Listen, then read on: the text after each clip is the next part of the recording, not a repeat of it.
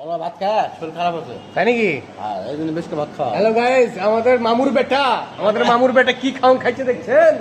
মামুর বেটা গামলা ভরে ভরে ভাত খাইছে, অলরেডি এক গামলা ওর আগে খাইছে। আমি দেখতে দেবো না। দেখছেন মামুর বেটা কি খাওয়া খাইছে?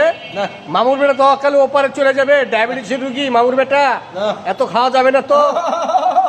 হ্যাঁ, আবার লবণ খায় বালতি ভরে ভরে ঢালে।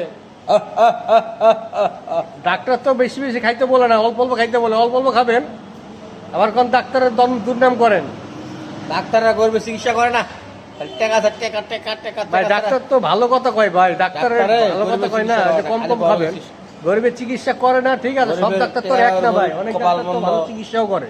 গরিবের চিকিৎসা নাই। সব ডাক্তার তো এক না ভাই, আছে কিছু ডাক্তার আছে, গলা কাটা ডাক্তার আছে তো ভাই বাংলাদেশে আছে। হ্যাঁ বাটপার। আবার কিছু ডাক্তার আছে অনেক ভালো ডাক্তার, মানুষের ব্যথা দুঃখ কষ্ট সব বুঝে। হ্যাঁ কিন্তু আপনি যে ডাক্তার কইছে একটু কম কম খাইতে, আপনি এরকম এক অলরেডি ওর আগে এক বল ভাত খাইছেন, আবার এক বল ভাত লইছেন। হ্যাঁ, এটা কি ঠিক? এটা কি ঠিক সাইদুল ভাই? খাবি না, যা। বাদ দিলাম না। ঠিক আছে ভাই। বাদ